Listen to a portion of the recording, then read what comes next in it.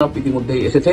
সেই ফোন আলাপে এই উপদেষ্টা নাহিদ খুব স্পষ্টভাবে সমন্বয়ক হাসিবকে বলছে যে সচিবালয়ের ৭ নম্বর ভবনে স্পেসিফিক অ্যাকশন নিতে। আসলে আপনারা ধাক্কা দাও ওনারা দেখছেন না, ওনারা জানেন কি বলছে আপনাকে? আমাকে বলছে এদিক দিয়ে ঢুকতে দিবে না। কিন্তু সাংবাদিকদের যাদের পিআইডি পাস আছে তাদের কিন্তু এখানে ঢুকতে দেওয়া হচ্ছে না। সচিবালয়ের মতো কড়া নিরাপত্তার স্থানে সচিবালয়ে আগুন লাগার সিসিটিভি ফুটেজ ফাঁস। আজকে সিসিটিভি ফুটেজে কি ধরা পড়লো, কে আগুনটি দিয়েছে, আজকে আমরা এটা নিয়ে আলোচনা করব।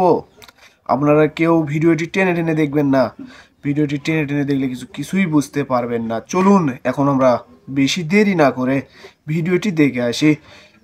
সিসিটিভি ফুটেজে কি দেখা যাচ্ছে, কে আগুনটি দিয়েছে, চলুন আমরা এখন সেটাই দেখব।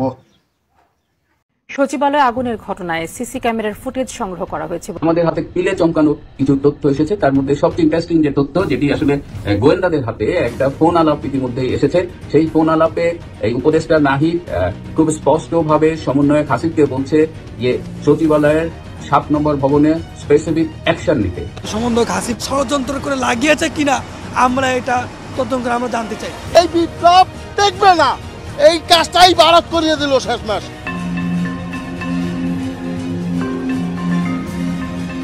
সমন্বয়ক হাসিবের বক্তব্য সবারই মনে থাকার কথা। মেট্রো রেলে আগুন ও পুলিশ হত্যার বক্তব্য অকপটে স্বীকার করেছিলেন গণমাধ্যমে।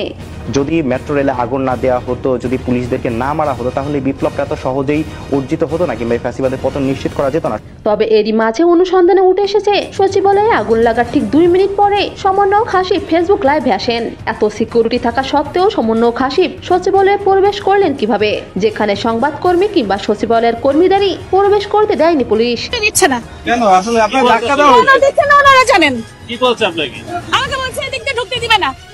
কিন্তু সাংবাদিকদের যাদের পিআইডি পাস আছে তাদের কিন্তু এখানে ঢুকতে দেওয়া হচ্ছে না। সচিবালয়ের মতো কড়া নিরাপত্তার স্থানে আগুন লাগার প্রায় 8 ঘন্টা পরে ফায়ার সার্ভিস আগুন নিয়ন্ত্রণে আনে, যা কৌতূহলের নতুন মাত্রা যোগ করেছে।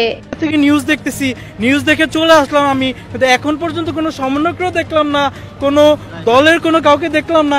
উপদেষ্টা এরা কোনো যোগ্যই না, এদের মতো লোকদের দেশ চলে না। দেশে জ্ঞানী লোক আছে, তাদের দিয়ে আপনি দেশ চালান। এদিকে বিএনপির মহাসচিব রুহুল কবির রিজভী তিনি গণমাধ্যমে জানিয়েছেন, সচিবালয়ের সমন্বয়করা এত রাতে কি করে। এর আগেও সচিবালয়ের সমন্বয়ক ও আনসারের সংঘর্ষ ঘটেছিল। ইউনূস সরকার যদি মনে করে থাকেন দেশের মানুষ অবুঝ, তাহলে সমন্বয়কদের বিচার এদেশের মানুষই করবে। কিছু নথি চাওয়ার পর গতকাল গভীর রাতে এই আগুন, যখন কোন সচিব কোন মন্ত্রীর বিরুদ্ধে জনগণের মধ্যে থেকে প্রতিবাদ আসে, তখনই আপনার সচিবালয়ের ফাইল গায়েব হয়ে যায়।